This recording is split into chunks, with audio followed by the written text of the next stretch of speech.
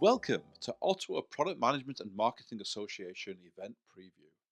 Prior to each event, we'll throw our guests a few quick questions, thought-provoking and occasionally a little bit provocative, all in the spirit of helping our community to share, learn and grow. It's just a little taste of what's coming up next.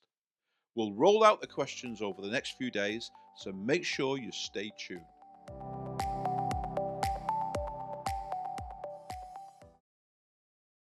Next up, IP strategy for product managers. We talk a lot about roadmaps, positioning, and differentiation, but none of this has real weight if your intellectual property strategy isn't aligned. IP isn't just legal protection, it's valuation, leverage, defensibility, and in many cases, your competitive moat.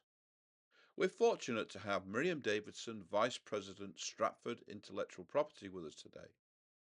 She works at the intersection of product, strategy, and intellectual property, helping organizations align IP with product development, R&D direction, and long-term growth.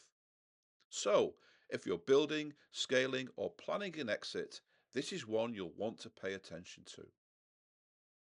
Myriam, it's great to have you with us here today, and a big thank you for being our keynote at our February event. Hi, Andrew. It's a pleasure. Looking forward to it. Excellent. So, as usual, I've got a series of questions here to kind of guide our conversation.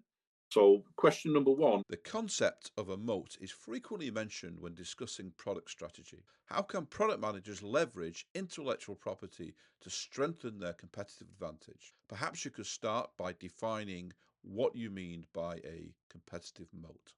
So, when we're talking about IP strategy, it encompasses so many sub strategies within your overall business strategy. And so, your product strategy is part of that, and your product moat is part of that. But it is a subsection of a larger strategic initiative that'll, if you think of like a moat around a castle being your IP rights, you want your castle being protected with drones and lasers and advanced weaponry and surveillance. And all of these different sort of activities are tactics and actions that you can do as part of whoever is leading the IP strategy initiative. However, that being said, people who are in product management, marketing, can actually support this by, and the two really important words here are proactive and pragmatic, implementing these tactics throughout the roadmap and the life cycle. Because it's really, really easy to leave IP to an afterthought or kind of a fire to be handled later. Because let's be fair, not everyone wants to deal with this right away. But there are actions and initiatives you can take all through each stage. And we'll be talking more about those at our session and even with a handout. And so whether that's idea and innovation identification and management, IP business intelligence analysis, so how can we make better decisions with what we have, and then also creating and layering different types of IP rights. So there's more than just patents. There's patents, trade secrets, trademarks, copyrights, designs.